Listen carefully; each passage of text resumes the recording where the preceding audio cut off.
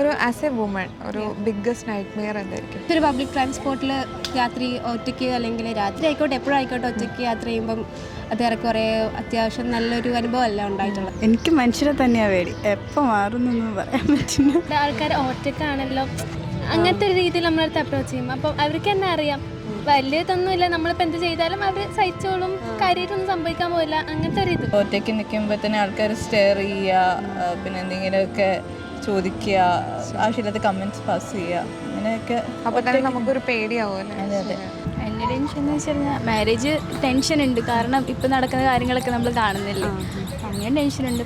എന്തെങ്കിലും മെസ്സേജ് കൊടുക്കണ്ടോ സൊസൈറ്റിക്ക് as A woman? ഇപ്പം എനിക്ക് ഇങ്ങനെ ഒരു കാര്യം ചേഞ്ച് വന്നാൽ നന്നായിരിക്കും, അല്ലെങ്കിൽ അങ്ങനെ എന്തെങ്കിലും ഒരു മെസ്സേജ് കൊടുക്കണ്ടോ? നമ്മൾ ബോൾഡായിട്ട് നിൽക്കുക, അത് തന്നെയാണ് നമുക്ക് കൊണ്ടുവരാൻ പറ്റുന്ന ചേഞ്ച്. അല്ലാണ്ട് ഇപ്പോൾ വേറെ ഉള്ളവർ മാറട്ടെ എന്ന് പറയുന്നിട്ട് കാര്യമില്ല, നമ്മൾ മാറുക, അപ്പം എല്ലാം മാറിക്കോളും. പൊതുവെ സ്ത്രീകൾക്ക് കുറച്ചും കൂടി ഫ്രണ്ട്ലി ആയിട്ടുള്ള എന്താ പറയുക ഒരു സേഫ് ജേർണി ഗവൺമെൻറ് ഒന്ന് എൻഷുർ ചെയ്യാൻ പറ്റുമെങ്കിൽ വലിയ. പലർക്കും പലതരത്തിലുള്ള പേടികളുണ്ട്. പക്ഷേ ഒരു പെൺകുട്ടി എന്ന രീതിയിൽ ഞാൻ പേടിക്കുന്ന കുറേ കാര്യങ്ങളുണ്ട്.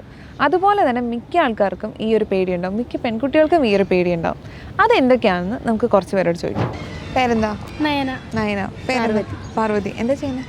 ഞങ്ങളിപ്പോൾ PG ചെയ്യാം, മൈക്രോബയോളജി. രണ്ടുപേരും ഒരു സ്ഥലത്ത് തന്നെയാ? എവിടെയാ? ഇന്ദിരാഗാന്ധി. ആഹാ, ഓക്കെ. അപ്പം ഞാൻ ചോദിക്കട്ടെ, അപ്പം ഒരു ആസ് എ വുമൺ ഒരു ബിഗ്ഗസ്റ്റ് നൈറ്റ് മെയർ എന്തായിരിക്കും?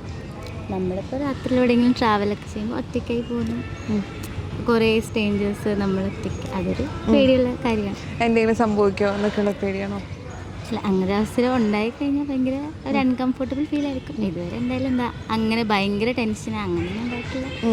ഹോസ്റ്റലിൽ നിന്നൊക്കെ വീട്ടിൽ പോകുന്ന സമയത്ത് ചിലപ്പോൾ അങ്ങനെയൊക്കെ തോന്നിയിട്ടുണ്ട്. നൈറ്റ് ട്രാവൽ ചെയ്യുമ്പോഴാണോ അത് നൈറ്റ് എവിടെയെങ്കിലും നിൽക്കുമ്പോൾ അങ്ങനെ എന്തെങ്കിലുമൊക്കെയാണോ? ട്രാവൽ ചെയ്യുമ്പോൾ നമുക്ക് ചിലരൊക്കെ ഭയങ്കര ഇതായിട്ട് തോന്നുമ്പോൾ അങ്ങനത്തെ ഒരു ടൈം, അല്ലാണ്ട് പ്രത്യേകിച്ച് പറയുന്നവരൊന്നും ഉണ്ടായിട്ടില്ല. ഇതേപോലെ തന്നെ നമ്മളിപ്പം 2-3 പേര് കൂടെ ഇല്ലാണ്ട് ഒറ്റയ്ക്ക് ഇപ്പോൾ ചില സമയത്ത് നമുക്ക് കൊണ്ടുവരും.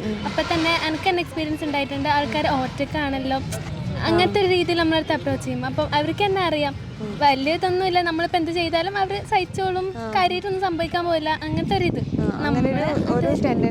ടെൻഡൻസി നല്ല രീതിയിലുണ്ട്. ട്രെയിൻ ആണെങ്കിലും ഉണ്ട്, അത്യാവശ്യം ജനറലെല്ലാം തിരക്കാണെങ്കിൽ അങ്ങനത്തെ അപ്രോച്ച് നല്ല രീതിയിലുണ്ട്. അങ്ങനെ എന്തെങ്കിലും ഒരു എക്സ്പീരിയൻസ് ഉണ്ടായിട്ടുണ്ടോ, ഒരു ബാഡ് എക്സ്പീരിയൻസ്?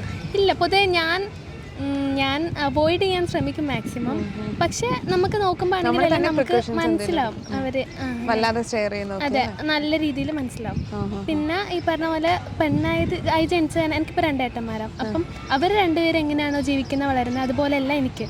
ഞാനൊരു ഗേളായതുകൊണ്ട് എന്നെ വേറൊരു രീതിയിലാണ് നോക്കുന്നത്. അപ്പം ഏത് കാര്യത്തിലാണെങ്കിലും അതിപ്പം അതുകൊണ്ട് തന്നെ ഇപ്പം എൻ്റെ ബ്രദേഴ്സിനെ ഇപ്പോൾ അബ്രോഡ് വിട്ട് പഠിപ്പിച്ചാണെങ്കിലും എനിക്ക് അതിനുള്ള ഇതില്ല, കാരണം ഞാൻ ഗേളാണ്, എന്നെ ഇവിടെ തന്നെ കല്യാണം കഴിപ്പിക്കണം, അതുകൊണ്ട് നീ പോവണ്ട, അങ്ങനെ A to Z ഏത് കാര്യത്തിലാണെങ്കിലും അങ്ങനത്തെ അപ്രോച്ചാണ്. അപ്പം അതിനെതിരൊന്നും പറഞ്ഞു എത്തിയതെന്ന് വെച്ചാൽ ഒരു ലിമിറ്റ് വിട്ട് എനിക്കിപ്പം റിയാക്ട് ചെയ്യാനൊന്നും പറ്റില്ല, കാരണം ഞാൻ അവരെ അണ്ടറിലാണ് ജീവിക്കുന്നത്. അപ്പം പിന്നെ ഞാൻ ഒരു സമയം കഴിഞ്ഞ് ജോലിയൊക്കെ ആയി എൻ്റെതായിട്ടുള്ള രീതിയിൽ വരുമ്പോൾ ഞാൻ മാറും, ഷുവറായിട്ടും. പാരന്റ്സിന് എപ്പോഴും ഒരു പേടിയുണ്ട് അല്ലേ, പുറത്തുവിടുന്നതൊക്കെ, പ്രത്യേകിച്ച് പെൺപിള്ളേരെ കല്യാണം കഴിക്കേണ്ടതാണ്. അവർക്കൊരു മൈൻഡിൽ ഒരു സെറ്റ് ഉണ്ട്, ഇവിടെ ഇങ്ങനെയാണ് ജീവിക്കേണ്ടത്, ഞങ്ങൾക്ക് ഇങ്ങനെയാണ് കാണേണ്ടത്, അതിന് വേണ്ടിയിട്ടാണ്. ഓക്കെ. ഒരു ആസ് എ വുമൺ ഒരു ബിഗ്ഗസ്റ്റ് നൈറ്റ് മെയർ എന്തായിരിക്കും എന്ന് വെച്ചിട്ടുണ്ടെങ്കിൽ ഇപ്പോൾ ഒരു രാത്രിയാണെങ്കിലും എന്താണെങ്കിലും ഒറ്റയ്ക്ക് ഒരു പബ്ലിക് ട്രാൻസ്പോർട്ട്, എൻ്റെ ഒരു ഇതനുസരിച്ചിട്ട് എൻ്റെ ഒരു എക്സ്പീരിയൻസ് ചെയ്യുന്നതാണ്, എല്ലാവർക്കും അങ്ങനെ ആയിരിക്കുന്നില്ല, it's different for everyone. പക്ഷേ ഒരു പബ്ലിക് ട്രാൻസ്പോർട്ടിൽ രാത്രി ഒറ്റയ്ക്ക് അല്ലെങ്കിൽ രാത്രി ആയിക്കോട്ടെ എപ്പോഴായിക്കോട്ടെ ഒറ്റയ്ക്ക് യാത്ര ചെയ്യുമ്പം അത് കുറേ അത്യാവശ്യം നല്ലൊരു അനുഭവം അല്ല ഉണ്ടായിട്ടുള്ളത്. സോ അതാണ് ഇപ്പോൾ എൻ്റെ നൈറ്റ് മെയർ. എന്താണ്? ഒറ്റയ്ക്ക് രാത്രി ആയാലും എവിടെയും ഒറ്റയ്ക്ക് ഒരു പോകുമ്പോൾ ചെറിയൊരു പേടിയാണ്, അത് തന്നെയാണ് ഏറ്റവും വലിയൊരു നൈറ്റ് മെയർ. ഓക്കെ. മെയിൻലി നമ്മൾ ട്രാവൽ ചെയ്യുന്നതാണ് ഒരു നൈറ്റ് മെയർ ആയിട്ട് വരുന്നതെന്ന് വെച്ച് കഴിഞ്ഞാൽ ട്രാവലിംഗ്, ഒറ്റയ്ക്ക് ട്രാവലിംഗ് കുറച്ച് എനിക്ക് പേഴ്സണലി കുറച്ച് പേടി കാര്യമാണ്. ഓക്കെ. എന്തെങ്കിലും അങ്ങനെ എന്തെങ്കിലും എക്സ്പീരിയൻസ് ഉണ്ടായിട്ടുണ്ടോ? പലപ്പോഴും ഈ ബസ് സ്റ്റാൻഡിലൊക്കെ നൈറ്റ് ജേർണിയൊക്കെ ചെയ്യുമ്പം പല മോശപ്പെട്ട അനുഭവങ്ങളും ഉണ്ടായിട്ടുണ്ട്. അപ്പോൾ ഒറ്റയ്ക്ക് നിൽക്കുമ്പോൾ തന്നെ ആൾക്കാർ സ്റ്റെയർ ചെയ്യുക, പിന്നെ എന്തെങ്കിലുമൊക്കെ ചോദിക്കുക, ആവശ്യമില്ലാത്ത കമൻറ്റ്സ് പാസ് ചെയ്യുക, അങ്ങനെയൊക്കെ. അപ്പോൾ തന്നെ നമുക്കൊരു പേടിയാവുമല്ലേ? അതെ അതെ. അപ്പോൾ ഒറ്റയ്ക്ക് ജേർണിയാണ് എന്നെ സംബന്ധിച്ച് ഭയങ്കര ഒരു ബുദ്ധിമുട്ടുള്ള കാര്യം. പേരൻസിന് ഇപ്പോൾ നമ്മളുടെ അടുത്ത് കുറേ എക്സ്പെക്റ്റേഷൻസ് ഒക്കെ ഉണ്ടാവുമല്ലോ, അപ്പം അത് നമുക്ക് ഫുൾഫിൽ ചെയ്യാൻ പറ്റുമോ എന്നുള്ളൊരു കൈൻഡ് ഓഫ് പേടിയുണ്ട്. പിന്നെ അതാണ് റെസ്പോൺസിബിലിറ്റി കൂടുതലാണെന്നാണോ അതോ ഞാനിപ്പോൾ ഒറ്റമോളാണ്. അപ്പം അവര് എന്നിൽ നിന്ന് കുറെ എക്സ്പെക്ടേഷൻസ് ഉണ്ടല്ലോ. അപ്പം അതെന്റെ ഒരു കടമയാണല്ലോ അവരുടെ അടുത്ത്. എനിക്കിത് ചെയ്യാൻ പറ്റുമോ, ചെയ്ത് കൊടുക്കാൻ പറ്റുമോ, അതിന്റെ ഒരു പേടി. അങ്ങനെ ഒരു ടെൻഷൻ എന്താ കൊണ്ടെന്താ?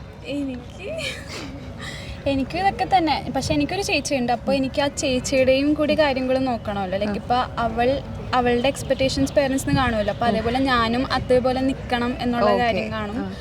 പിന്നെ ഞാൻ കണ്ടത് വെച്ചിട്ട് ഇന്നത്തെ കാലത്തിൽ ഐ തിങ്ക് ഇപ്പോഴും ഉണ്ട്, പണ്ടും ഉണ്ടായിരുന്നു ഈ മെയിൽ ഡോമിനൻസ് എന്ന് പറഞ്ഞൊരു കാര്യം. അതിപ്പോഴും എല്ലാവരുടെ മൈൻഡിലുണ്ട്.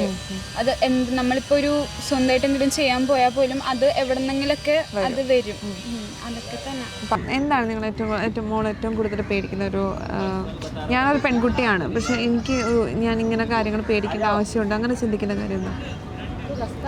നമ്മളെ മനസ്സിലാക്കുന്ന ഒരാൾ എന്നും കൂടെ ഉണ്ടെങ്കിൽ അത് കുഴപ്പമുണ്ടാവില്ല. പക്ഷെ ഒരു സ്ട്രേഞ്ചറിൻ്റെ അടുത്ത് പെട്ടെന്ന് ഇപ്പോൾ അറേഞ്ച്ഡ് ആണെങ്കിൽ സ്ട്രേഞ്ചറിൻ്റെ അടുത്തൊക്കെ ഭയങ്കരമായിട്ടും നമ്മൾ കാരണം വെച്ചാൽ അവരുടെ സ്വഭാവം അറിയില്ല, നമ്മളുടെ സ്വഭാവം, നമ്മളുടെ ടേസ്റ്റ്, നമ്മളുടെ ഒന്നും ഒരിക്കലും അറിയില്ല. അപ്പോൾ പെട്ടെന്ന് അവരായിട്ട് മിങ്കിൾ ചെയ്യുക, അവരുടെ ഇതുമായിട്ട്, കാരണം വെച്ചാൽ ഇപ്പോൾ സൊസൈറ്റിയിൽ കണ്ടുവരുന്ന അവർക്ക് വേണ്ടി ജീവിക്കുക, അതിൻ്റെ ആവശ്യമില്ല. നമ്മൾ എന്നുള്ളൊരു ഇത് മാറ്റി വെച്ചു അവർക്ക് വേണ്ടി ജീവിക്കുക.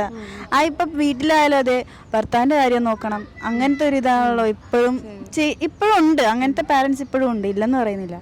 അപ്പോൾ അവർക്കേ തോന്നണം, കാരണം വെച്ചാൽ അവരെപ്പോലൊരു വ്യക്തി തന്നെയാണ് നമ്മളും. നമുക്ക് നമ്മളുടെ ആവശ്യങ്ങളുണ്ട്, നമ്മളുടെ ഇഷ്ടങ്ങളുണ്ട്, എല്ലാം ഉണ്ട്. അപ്പം അതേപോലെ കാണുന്ന ഒരാളൊക്കെ കുഴപ്പമില്ല, അത് മനസ്സിലാക്കിയാൽ മതി. രണ്ടുപേർക്കും രണ്ടുപേരുടേതായ സ്പേസ് വേണം. അതെ, മാരേജ് ആയിരിക്കും. മാരേജ് ആണ്. അത് പേടിയാണോ? പേടിയെന്നല്ല, ഇപ്പോൾ നമ്മളെ കൊണ്ട് പറ്റുമോ ആ ഒരു വേറെ നമ്മളെ ലൈഫ് സ്റ്റൈല് മാറി വേറൊരു ലൈഫ് സ്റ്റൈലിലോട്ട് പോകുമ്പോൾ നമുക്ക് ജസ്റ്റ് അക്സെപ്റ്റ് ആക്കാൻ പറ്റുമോ, പാർട്ട്ണർ എങ്ങനെ ആയിരിക്കും, ആ ഒരു പേടിയൊക്കെ ഉണ്ട്. നമ്മളായിട്ട് കാണാൻ പറ്റുന്ന ആളാണോ, ആ ഒരു എങ്ങനെയായിരിക്കും വരാൻ പോകുന്ന ഒരു ടെൻഷൻ ഉണ്ട്. ഇപ്പം നമ്മൾ ആ ഒരു മെന്റാലിറ്റി അനുസരിച്ചല്ല എന്നുണ്ടെങ്കിൽ പിന്നെ ശരി മുന്നോട്ട് പോകാനും പറ്റില്ല. അതായിരിക്കും ഏറ്റവും കൂടുതൽ. എന്താ കാര്യം എൻ്റെ ടെൻഷൻ എന്ന് വെച്ച് കഴിഞ്ഞാൽ മാരേജ് ടെൻഷൻ ഉണ്ട്, കാരണം ഇപ്പം നടക്കുന്ന കാര്യങ്ങളൊക്കെ നമ്മൾ കാണുന്നില്ലേ, അങ്ങനെ ടെൻഷനുണ്ട്. പിന്നെ പാർട്ട്ണറെ പറ്റി അങ്ങനെ ടെൻഷനൊന്നുമില്ല. പിന്നെ നമ്മളിപ്പം ജീവിക്കുന്ന ഒരു സാഹചര്യത്തിൽ നിന്ന് വ്യത്യസ്തമായിട്ടുള്ളൊരു ഇതിലേക്കാണല്ലോ പോകുന്നത്. അപ്പം നല്ല ചേഞ്ച് വരും. അപ്പം അതൊക്കെ എങ്ങനെ അക്സെപ്റ്റ് ചെയ്യാൻ പറ്റും, അങ്ങനെയൊക്കെയുള്ള കാര്യങ്ങളൊക്കെയാണ്. അതിനോട് എങ്ങനെ അഡ്ജസ്റ്റഡ് ആവും?